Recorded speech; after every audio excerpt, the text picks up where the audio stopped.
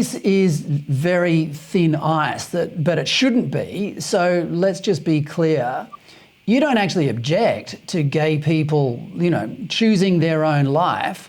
You just don't. What would you object to? Is there anything about the Pride Centre that you object to? Look, for people outside of our faith, we don't want to impose the expectations of our faith or indeed any other faith on those people. The wonderful thing about our society is that we are already legally free of any form of discrimination, and that's great. What we don't want to do is have ideologies imposed upon us. And what we don't want to do is see people dragged off to courts and ultimately to jail for carrying views which have been traditional in our society for hundreds, if not thousands of years.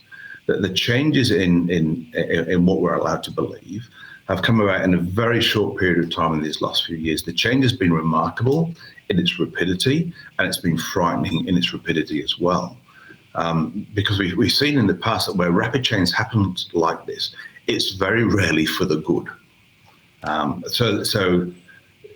Bad things happen when good people do not feel free to speak out. And I would say to your viewers, if you've ever felt like you wanted to say something or believed a thing but held back from saying it because you were worried about the response you would get on social media or in public or even legally or in your workplace, then you get the problem we now have.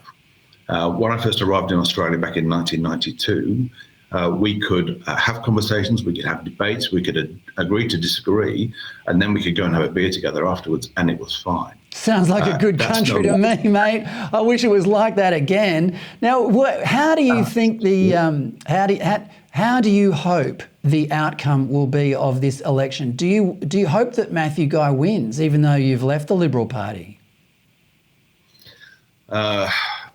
Being honest, from my perspective, I guess it would be a question of the lesser of two evils. Although, to be honest, there's not a lot in it for us if Matthew Guy wins, other than perhaps a slowing down of the radical agenda. I mean, I've already pointed out to you a policy that Matthew has come out and stated about funding activist lawyers for the Pride Centre. He's also come out very publicly and said that he won't be rolling back the Change and Suppression Act.